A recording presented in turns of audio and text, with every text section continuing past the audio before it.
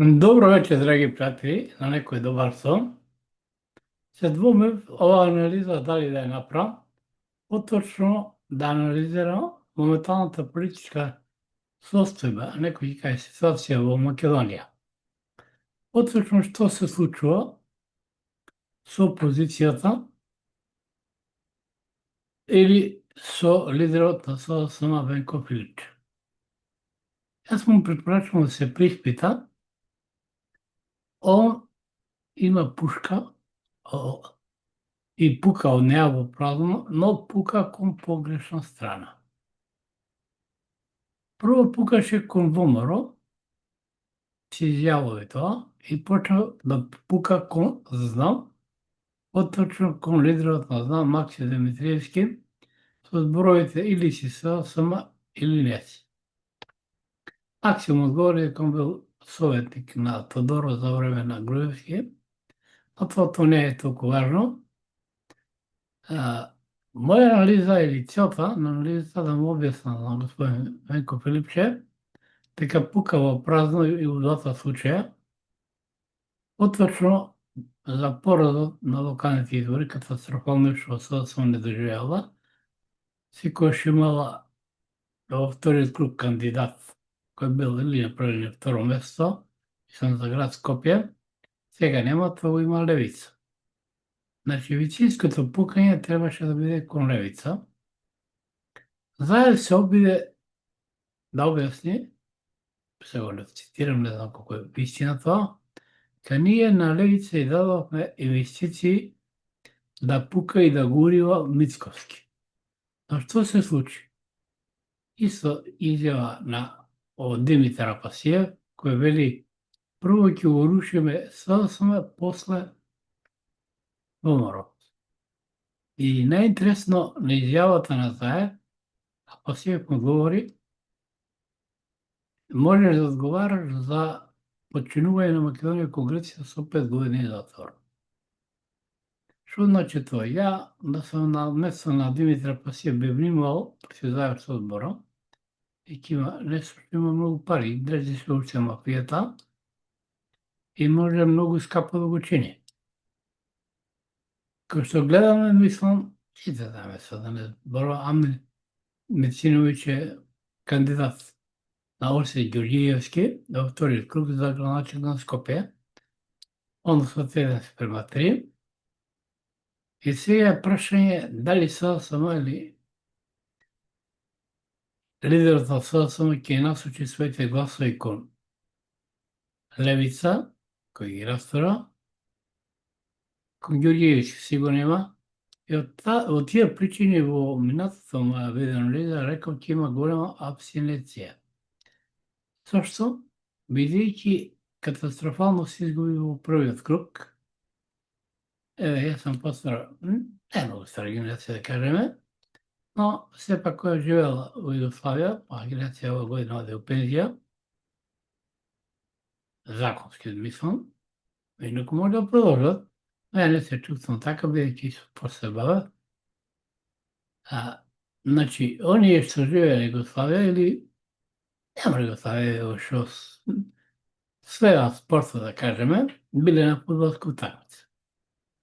По-пластично да ви објаснам, поминатиот може видео анализа не ви објасним, ви костина утакмица, дојдени се да навивате за вашиот тим дали е домашен, е важно сега тоа, или на телевизија гледате некоја утакмица, Македонија или ваш некој клуб, и он губил прво по време 3:0. И што се случува?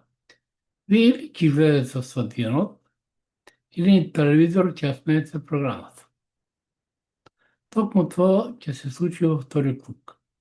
Значи, или нема, ќе се абстинира, или не знам што да кажам, мислам, ќе има многу помала гледност, бидејќи нема мотивација кај опозицијата. А левица не може да мотивира многу. Прашање колку ќе излезат сега во вториот круг, бидејќи голема разликата. Не верувам дека СДСМ ќе му помогне во оваа ситуација, Моќе се обиди да бара гласови од ДУИ, поточно од Али Ахмети и неговата партија, но ќе видиме што ќе биде. Но факт е, целта ми да кажам дека Пејко Филипче, лидерот на СДСМ, во моментот на два пати покаже во празно, прво во Моро Мицковски, а втор пат во Максим Димитриевски, во знам. Он треба да свати на работа уште Ковачевски кога ги изгуби парламентарните избори минатата година, гласовите од левица, во левица што ти да знам, беа тоа гласови, особено знам беа од крилото на Бранко Црвенковски, кој го помогна на Максим и во минатите локални избори. Он тогаш Максим беше као независен кандидат, а првиот мандат го доби као кандидат на СДСМ. А Заев имаше свој кандидат, значи буквално Црвенковски во минатите локални избори, значи не овие, го победи Заев во Куманово. Сега дојде до една расправија меѓу двајца, што е ќе видиме како ќе иде, тоа меѓу Апасиев и Заев, значи Апасиев му се закани на Заев со 5 годишна затвор за починување на Македонија.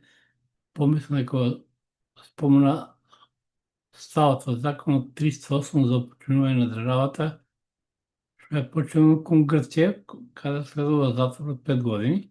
Веројатно да го замолчи за оно Заев што изјави дека ги финансирал и дал доволно финансии само да пукат против Мицковски.